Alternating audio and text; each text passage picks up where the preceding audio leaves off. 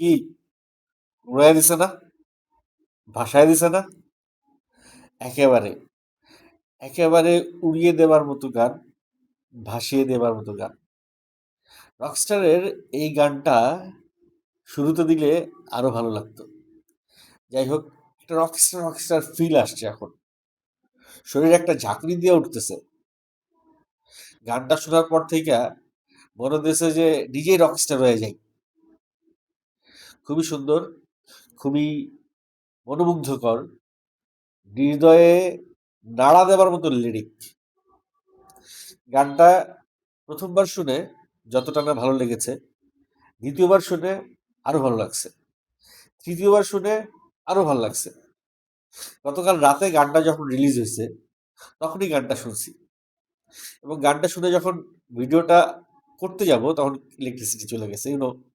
দেশে ইলেকট্রিসিটির যে অবস্থা। তারপরে সারাদিনে কয়েকবার চেষ্টা করেছি, সারাদিনও কয়েকবার ইলেকট্রিসিটি গেছে। এতে করে ফায়দা হয়েছে, গানটা আমি বহুবার শুনেছি। যতবার শুনছি ততবারই গানের ভেতরে ঢুকে যাচ্ছি। মনোমুগ্ধকর একটা গান, ভাই, মনটা একেবারে জুড়াই দিছে গানটা। এই গানটার জন্য বেসিক্যালি আই ওয়াজ ওয়েটিং, যে একটা রক স্টার ফিল, যে মিউজিক নিয়ে যার লাইফ, কনসার্ট করে, বিভিন্ন বাদ্যযন্ত্র নিয়ে যার দিন কাটে, তাকে খুঁজতেছিলাম, সেই শাকিব খানকে খুঁজতেছিলাম। এই সিনেমাটার মধ্যে দিয়ে শাকিব খানের একটা নতুন অরা তৈরি হবে, নতুন একটা শাকিব খানকে আমরা পেতে চলেছি রকস্টারের মাধ্যমে। এবং এই যে একটা প্যাটার্ন, গল্প বলার প্যাটার্ন, এই প্যাটার্নের সিনেমা এর আগে কিন্তু ওইভাবে হয় নাই আমাদের দেশে। আরো কয়েকবার কারেন্ট বাড়ি দিল। যাই হোক, এই প্যাটার্নের সিনেমা কিন্তু এরপরে আবার লাগাতার চলতে থাকবে। হয়তো যেমন শাকিব খান যখন ভায়োলেন্স শুরু করলো, তারপরে সিয়াম আহমেদ ভায়োলেন্স নিয়ে আসলো, তারপরে আরিফিন শুভ এই ঈদে ভায়োলেন্স নিয়ে আসছে, এইবার শাকিব খান নিয়ে আসছে রকস্টার নিয়ে, মিউজিক নিয়ে, গান নিয়ে। এরপরে দেখা যাবে আরো কয়েকজন হিরো এই একই প্যাটার্নের সিনেমায় অভিনয় করছে। কিন্তু শাকিব খানের জায়গা, বা শাকিব খানের ফ্লেভার, বা শাকিব খানের অনুভূতি, ফিলিংস অন্য কোনো হিরো পূরণ করতে পারবে না, চেষ্টা করতে পারবে। এবং সেই চেষ্টার ফলাফল কি হয়, রাক্ষস সেটার প্রমাণ। আরিফিন শুভর মালিকও সেটা একটা প্রমাণ হিসেবে সামনে হয়তো ঈদে দেখতে পাবো। শাকিব খান যেভাবে একের পর এক গল্পের ডালি খুলে বসছে, মানে একটা সময় ছিল আমরা শুধু প্রেম বিরহ, ধনী গরিব, এই সমস্ত গল্পের ভিতরে আবর্তিত ছিলাম। এখন এরও আগে একটা ছিল মান্নার সময়, যখন রাজনীতি থাকতো সিনেমার ভিতরে, পলিটিক্স থাকতো। শাকিব খান আসার পরে সিনেমার ভিতরে নতুন করে ভায়োলেন্স আসলে একটা প্যাটার্ন। এখন মিউজিক্যাল বা লাইফ, বা একজন রকস্টারের লাইফ, বায়োগ্রাফি নিয়ে একটা প্যাটার্ন। এইভাবে শাকিব খান আসলে অন্যান্য হিরোদেরকে গল্প বলার, বা গল্প বেছে নেবার, বা দর্শকদেরকে বিরোধিত করবার ভিন্ন ভিন্ন মাধ্যম বা প্রেক্ষাপট তৈরি করে দিচ্ছে শাকিব খান।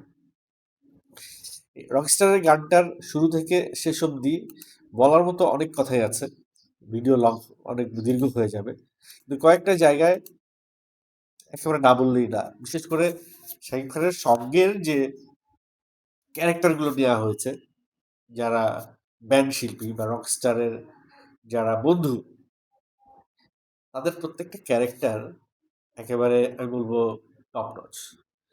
এই ধরনের ক্যারেক্টার চাইলে তারা প্রফেশনাল বা পপুলার কোনো শিল্পীদেরকে নিয়ে এই কাজটা করতে পারতো। কিন্তু আমার কাছে মনে হয়েছে যে এই ক্যারেক্টারগুলো নিয়েছে একেবারেই যারা ইনটু দ্য মিউজিক, যে গিটার পারফর্ম করছে, সেই গিটার নিয়ে তার বোধহয় দীর্ঘ একটা ক্যারিয়ার আছে। যে ড্রাম বাজাচ্ছে, তার ড্রাম নিয়ে দীর্ঘ একটা ক্যারিয়ার আছে। যে ছেলেটিকে ম্যানেজার করা হয়েছে শাকিব খানের এই ব্যান্ড দলের, তাকেও অনেকটা মানিয়ে গেছে, যদিও সে একজন সাংবাদিক। সেই সঙ্গে শাকিব খানের আরো একটা ফ্রেন্ড, সম্ভবত একজন বডি বিল্ডার, যার একটা রিসেন্টলি একটা বদনাম ছড়িয়ে গেছে। সে পরকীয়া করে তার একটা ভালো একটা ভাইরাল সেই শুভ বোধহয় তার নাম, আই ডোন্ট নো। ওই ছেলেটিকেও দেখলাম একেবারে দারুণ বানিয়েছে স্ক্রিনে, একেবারে ঠিকঠাক। এই যে পুরো টিমটা, এই টিমটাকে মানে যে কাস্ট করছে, I must thank him or her, যে কাস্টিং ডিরেক্টর। এবং প্রত্যেকটা সিনে যে সেট ডিজাইন করছে, যেখানে আহ, বিভিন্ন ব্যানার টানাচ্ছে, বিলবোর্ড টানাচ্ছে, বা শাকিব খানের যে রংস্টার গেট আপ, কস্টিউম, এবং যে মুভমেন্ট, তার পেছনে যারা সঙ্গী, তার যারা বন্ধু, ব্যান্ড ব্যান্ড দলের যারা সদস্য, তাদের যে মুভমেন্ট, সবকিছুই একেবারে রিয়েল একটা ফিল দিচ্ছে, যে আসলেই এটা একটা রকস্টার যে একটা ব্যান্ড, সেই ব্যান্ডের একটা টিম। গানের একটা পর্যায়ে এদের কয়েকজনকে খুব স্মোক করতে দেখা যাচ্ছে, যদিও শাকিব খানকে ওইভাবে দেখা যায়নি। এরা এরকমই, এরা স্মোক করবে, এরা মাদকাসক্ত হবে, কিন্তু দিন শেষে এদের একটা জায়গা আছে। এরা শিল্পী, এরা কণ্ঠশিল্পী, এরা একটু আওলা ঝোলা। আমরা যদি কোনো ব্যান্ড তারকার কথা মাথায় আসে আমাদের মনে, তাহলে ফার্স্টেই যে বিষয়টা আসবে যে he or she is not a general person. সে সাধারণ কোনো মানুষ না, সে সমাজের ৮-১০টা মানুষের চাইতে একটু আলাদা। তারা দেখলেই বোঝা যাবে সে গান বাজনা নিয়ে ব্যস্ত থাকে। তো সেই ধরনের একটা ফিল নিয়ে আসছে, এবং শুধু সেই ধরনের ফিলই না, ৯০-এর যে ব্যান্ড বা 80s-এর যে ব্যান্ড বা ২০০০-এর যে ব্যান্ড বা ২০০০ পরবর্তী এখন জেনারেশন জি এর যে ব্যান্ড সঙ্গীত, এইগুলোর প্রত্যেকটার কিন্তু আলাদা আলাদা প্যাটার্ন আছে। রকস্টারে একেবারে বর্তমান প্রেক্ষাপটের একজন রকস্টারের লাইফ কিরকম, সেই লাইফ স্টাইলটা দারুণভাবে ডিরেক্টর এখানে ফুটায় তুলছে। বিশেষ করে light arrangement, set, colour, music, এবং দর্শক, একটা অডিয়েন্স দেখানো হয়েছে, বিশাল একটা অডিয়েন্স দেখানো হয়েছে। সেই অডিয়েন্সের স্বতঃস্ফূর্ত অংশগ্রহণ, চিৎকার, তখন হয় না যে আপনার কাছে মনে হবে আপনি রিয়েলি একটা কনসার্টের ভেতরেই আছেন। যারা যারা কনসার্ট দেখেছেন, যারা যারা কনসার্টে গিয়ে অংশগ্রহণ করেছেন, তারা ছাড়া এই ফিলটা বুঝতে পারবেন না। কনসার্টের যে একটা আলাদা ব্যাপার আছে, টেলিভিশন স্ক্রিনে গান দেখে ওটা ফিল করা যায় না।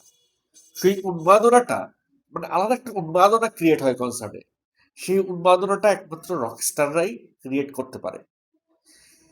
এই গানটা রিলিজ করার পরপরই দেখলাম যে ডিরেক্টরের ওয়াইফ এবং সম্ভবত এই গানে যারা অংশগ্রহণ করেছে তাদের কয়েকজন এই গানটা নিজেরা গেয়েছে, নিজেদের মতো করে আনন্দ করেছে। সেই ভিডিওটাও রকস্টারের ডিরেক্টর তার ওয়ালে পোস্ট করেছে। একবার আমি এই গানটা দেখি, আরেকবার তাদের ভিডিওটা দেখি। মানে এই আমাকে উড়িয়ে দাও, আমাকে ভাসিয়ে দাও, এই গানটা মনে হয় এই জেনারেশনকে এইবার ঈদে উড়িয়ে দেবে, ভাসিয়ে দিবে। আপনার কাছে কেমন লেগেছে গানটা অবশ্যই কমেন্ট করে জানাবেন।